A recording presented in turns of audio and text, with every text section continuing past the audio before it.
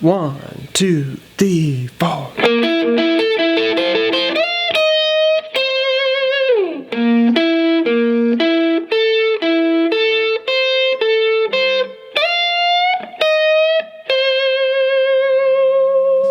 Hey everyone, and welcome back to Swift Guitar Lessons. This is another lick of the week. Today we're going to keep this lesson really short and sweet as I'm still in the process of moving into my new studio.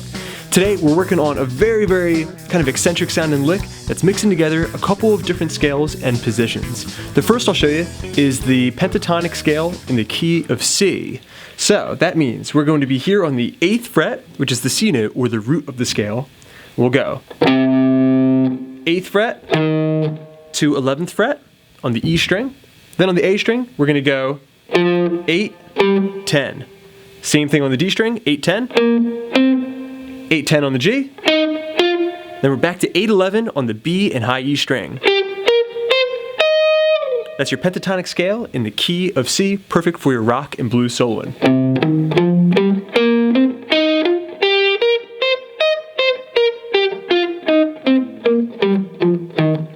And of course that's a movable scale, so you can move that.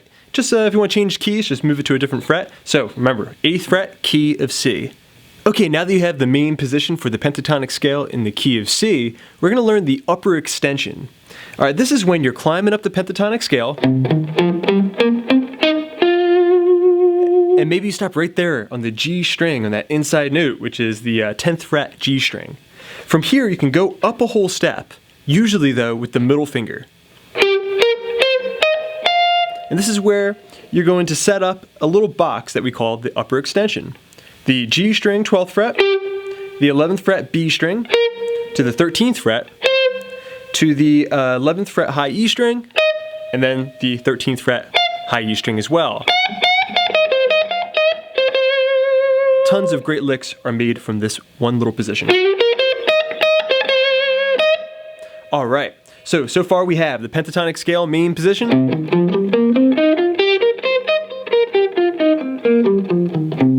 We can climb up into the extension. You can even make it into a blues scale. Alright, great for your rock and blues soloing. Okay, so now you have the pentatonic scale in the key of C and also its upper extension.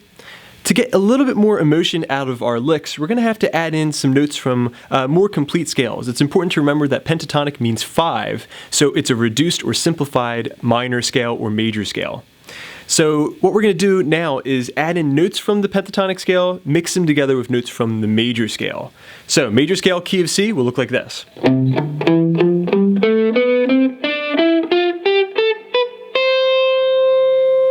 Alright, so that was starting on the E string. We have 8 to 10. Then we have 7, 8, 10 on the A string. Then moving on to the D string, we have 7, 9, 10. Same thing on the G string. And right here, this is that note we're going to be borrowing from this scale right here. It's called the major third. Then we go to the pinky, 10th fret. Next, we're going to the B string, 8th fret, and then the 10th fret with the pinky. Then, finally, the E string, 7th fret, 8th fret.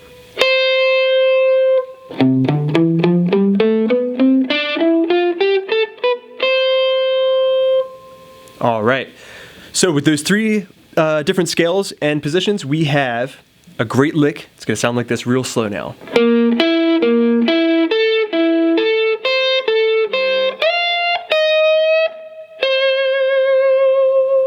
Just like that with the resolve. Okay, so mixing together notes from the pentatonic scale, the major scale, and ending in that upper extension of the pentatonic scale, we're putting together this lick that has a really eccentric sound because we're putting in these things that we call tritones, okay? That's any kind of diagonal set of notes there.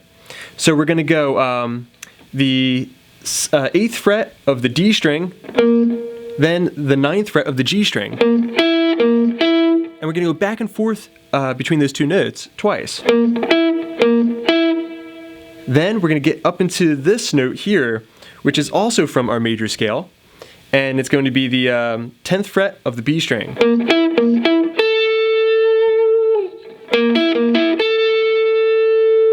go back to the G string, middle finger.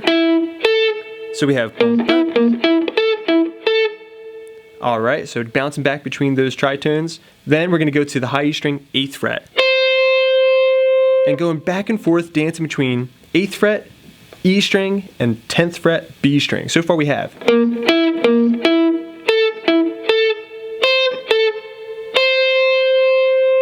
Alright, so that last little part there was 8, 10, 8. Or E string, 8th fret, B string, 10th fret. Alright, from there, we're going to slide up into the upper extension. So far we have.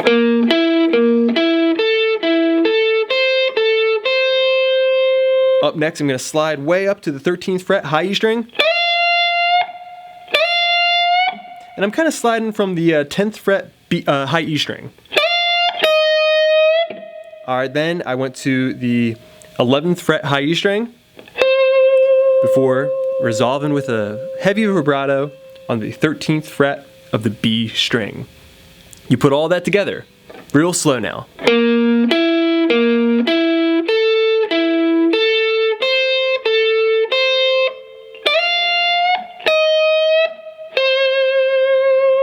Now the last thing I'll mention is notice those slight bends. Kind of sliding up into a bend.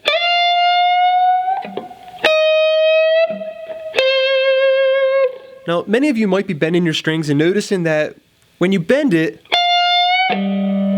you might end up with that sound right there, the sound of the B string or the G string getting rattled. So it's important that once you've bent the string, you put something down with your right hand or whatever your picking hand is. Okay, so I bend the string, okay? And then I'm going to put my hand over top of it, okay? The most you're going to end up with then is just a little crackle.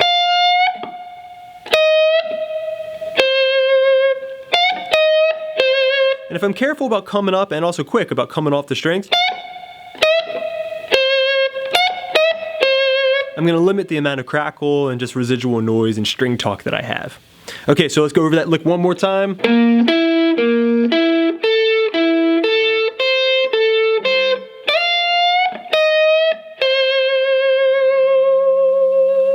For your Patreon lick of the week.